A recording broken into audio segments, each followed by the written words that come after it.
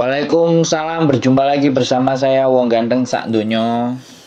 Bagaimana Mbak? Mohon untuk tidak disebutkan nama dan identitas siapapun, karena percakapan ini akan saya naikkan ke channel YouTube saya. Bagaimana? Iya Mas Chandra, saya ini mau tanya. Kan saya finish itu di bulan 11 tanggal 19. Terus rencanaan itu bulan 8 sama bulan 9 mau cuti pulang tuh, kira-kira misalnya udah mepet kayak gitu bermasalah nggak ya? Sebentar. Bulan 11 tanggal apa, tanggal 11 bulan Tanggal 19. tanggal 19. tanggal 19 bulan 11 Iya. November ya. Terus sampean cuti tanggal, visanya habis tanggal berapa, gimana? Visanya habisnya bulan 11 tanggal 19. Saya masuk ke rumah majikan. Terus saya pinginnya cuti itu bulan 8 sama bulan 9. Itu kira-kira pulang ke sini itu bermasalah nggak? Soalnya mepet banget gitu loh, Bro. Sebenarnya kalau visanya masih hidup ini nggak ada masalah sih Mbak. Cuman sampean renew apa nambah kontrak nanti? Belum tahu, nanti kalau misalnya majikan ngizinin 2 bulan aku cuti, saya renew di sini. Kalau nggak ngizinin, saya bulan 11 ini mau pulang dulu gitu loh. Terus kalau saya pulang dulu, kalau proses kesini lagi itu gimana? Ya, nggak ada mas. Pulang dulu terus proses kesini lagi. Sekarang satu-satu ya kita jawab. Visa sampean masalah nggak pada saat sampean cuti terus visanya habis? Selama visa sampean masih ada, maka sampean tidak ada persoalan. Selama visa masih ada, ya itu prinsipnya. Selama visanya masih ada, itu tidak ada masalah. Lah perkara nanti setelah itu baru sampean mau renew lagi terus pulang dulu atau bagaimana, itu perbincangan sampean sama majikan selanjutnya toh. Bisa dipahami? Nah, bisa dipahami nggak? Jadi gimana? Iya kan, karena nanti malam aku mau dudukan sama majikan, musyawarah sama majikan, diizinkan nggak kalau saya pulang bulan 8 sama bulan 9 ini, karena kan di rumah ada acara. Tapi kalau nggak diizinkan ya terpaksa saya undur acaranya, terus nanti bulan 11 itu saya pulang dulu ngurusin rumah gitu loh. Terus saya kesini lagi belum pingin istirahat di rumah gitu. Oh, itu nggak ada masalah. Secara prinsip selama visa ya kan, selama visa sampean masih ada, maka sampean balik ke sini pun tidak ada jadi persoalan. Visa kan masih hidup. Itu aja prinsipnya. Jadi kalau terus ternyata nggak usah cuti, kamu nanti aja pas renew kamu boleh pulang, nah ya baru berarti sampean renew dulu. Udah setelah renew mau sampean pulang sebenarnya nggak ada masalah. Mau setelah renew ya sampean tanda tangan, diurusi terus sampean mau pulang, itu sebenarnya nggak ada persoalan.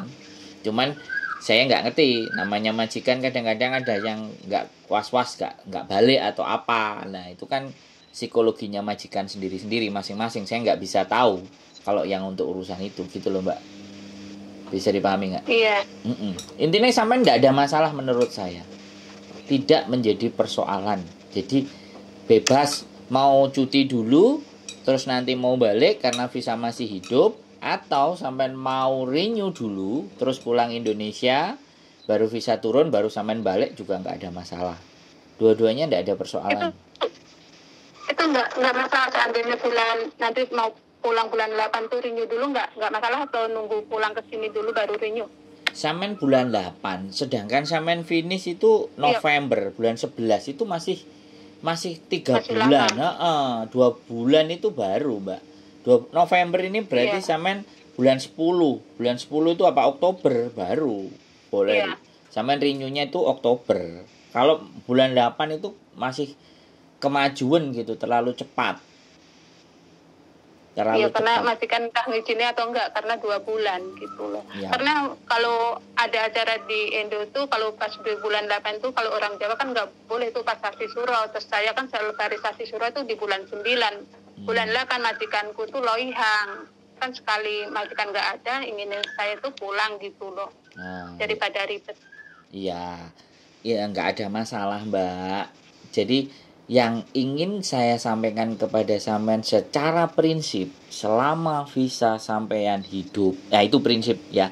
Kita Iya, mau bagaimana kasusnya, yang penting kan prinsipnya kan, prinsipnya. Visa iya, sampean masih ada itu tidak menjadi persoalan sampean balik ke Hong Kong ya. Itu prinsipnya. iya. Nah, itu aja. Jadi kalau sampean mau renewnya ya minimal 1 atau 2 bulan menjelang bulan November. Menurut saya sih ya sebelum November Oktober itu sampean sudah renew, nggak ada masalah gitu loh. Jadi prinsipnya itu yang harus sampean pegang. Jadi biar sampean nggak bingungi. Bagaimanapun nanti hasil diskusinya sama majikan sampean sudah ngerti. Mau ngatur langkahnya apakah duwe gawenya itu setelah renew atau duwe gawenya sebelum bulan 8 kan gitu toh maksudnya sampean toh. Iya, iya. Nggak ada masalah, bagus. Jadi orang-orang yang kayak sampean ini kan persiapan sebelum maju perang kan, persiapan dulu. Iya, makanya kan saya tanya-tanya dulu sebelum ngomong sama majikan tuh gimana baiknya gitu loh. Iya, terus seandainya majikan nggak ngizini kan, nggak ngizini kan terpaksa kan aku pokoknya di tahun ini harus pulang gitu. Siap. Terus saya finish ini kan saya mau pindah majikan, cari majikan lain. Terus saya waktunya pulang dulu itu gimana prosesnya? Oke, kalau sampean mau ganti majikan artinya sampean bertanya dulu sama majikan yang baru apakah mau. Karena rata-rata ya kebanyakan sih kalau memang ada mau berarti sampean dapat rezeki. Tapi kalau nggak mau ya pastinya majikan kan pingin yang standby on yang ada di Hong Kong. Kalau saran saya ya sebaiknya memang acaranya memang dibikin maju aja sebelum suro. Kalau memang sampean bisa dan minta cuti dikasih apa enggak. Kalau dia ngerasa nggak bisa dikasih dan ABCD ya kembali lagi kebijakan sampean 2 pilihan. Nah, kalau menurut saya selama sampean di Hong Kong rekodnya bagus ya nggak usah khawatir. Sekarang lebih yang mana diutamakan dulu. Bekerja sama majikan cari uang atau bikin acara yang untuk keluarga. Menurut saya sih itu. Kalau sampean renew dulu terus pulang ke Indonesia itu kembali lagi ke majikannya, Mbak. Kalau sampean dapat majikan yang mau, oke. Tapi kalau sampean dapat majikan yang nggak mau, nah itu agak repot. Nah, soalnya begitu sampean pulang dapat majikan sekali lagi ya kan, siapapun pasti kadang-kadang rata-rata nggak mau pulang. Jadi kalau sampean berangkatnya dari Indonesia jatuhnya sampean overseas. Jadi overseas itu kecas lagi potongan sama PT dan semuanya. Kecuali memang tanda tangannya di Hong Kong terus nunggu visa di rumah itu beda persoalan. Nggak ada potongan. Tapi agensi minta fee biasanya, takutnya sampean juga nggak balik. Boleh, itu nggak ada masalah. Jadi ada macam-macam cara. Yaitu anak-anak itu kan maunya aku iso mulai, aku yo gak potongan. Kan maunya gitu ta anak-anak itu kan. Iya. Nah, kalau ketemu majikan yang tepat bisa. Kalau majikannya nggak mau, lah ya itu cari majikan lagi, prepare lagi. Jadi jauh-jauh hari gitu ceritanya. Wes, bagaimana? Udah bisa dipahami? Ya mungkin kalau iya paham. Mungkin kalau majikan nggak ngizinin terpaksa aku pindah cari majikan. Tapi habis tanda tangan tuh tak tinggal pulang dulu nunggu visa di Indo gitu rencanaku. Ya, kalau ada majikan yang mau, oke, Mbak. Sekali lagi kan itu karepe kita. Iya. Nah, kalau karepe majikan ndak mau kan kita mesti cari yang karepe cocok toh. Cari yang cocok itu. Yang soalnya cocok kan sama karep. Nganunin juga nggak bisa diundur, anak minta di tahun ini gitu loh. Apa? Maksudnya ibaratnya mepet kan cari-cari yang gimana baiknya sebelum saya ngomong sama majikan kan saya harus diskusi sama siapa dulu gitu. Betul, nggak ada. Daripada nanti bimbang gimana gitu loh. Ya sebaiknya kalau menurut saya sih diskusi yang baik aja sama majikan. Jadi usahakan minta tolong gitu kan. Kan sampean sudah berapa lama di majikan ini kan? Saya di majikan ini finish bulan 11 itu udah 6 tahun. Nah, harusnya kan kalau di majikan dulu 9 tahun.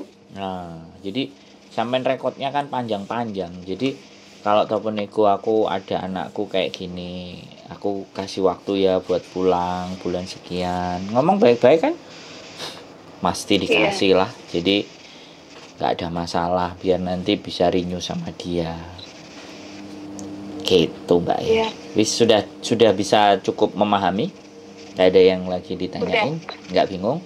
Udah paham sekarang. Nanti seandainya majikan nggak mau nambah kontrak lagi, ya saya ngubungi Mas Sandro lagi ya. Oh monggo silahkan, boleh. Saya pindah ke agensi itu aja. Siap, kita bantu gitu aja. Rekodnya baik zaman ini jadi royoan sama majikan. Cuman nah nyari majikan sing sesuai karepe sampean kan jatuhnya itu. Iya. Siap ya, itu tadi cuma inginnya ya kayak gitu. Nanti kalau misalnya majikan nggak mau nambah kontrak di sini, itu nggak mau tanda tangan, saya cari majikan tapi saya mau cuti ke Indo dulu gitu lang. Selesaikan yang rumah, ibaratnya acara yang rumah itu. Siap Mbak, siap. Oke, gitu saja cukup. Ya cukup, makasih ya. Sehat selalu Mbak semangat. Waalaikumsalam warahmatullahi wabarakatuh.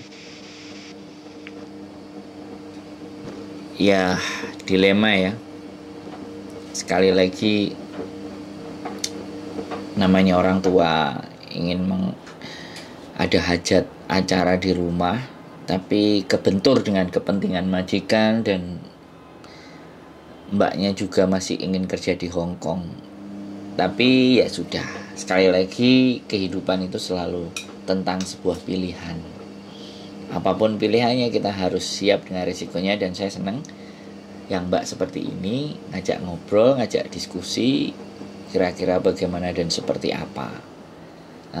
Teman bicaranya ya terima kasih, saya dipercaya untuk teman diskusi buat teman-teman semuanya. Keep stay tune my YouTube channel and see you next video. Bye bye.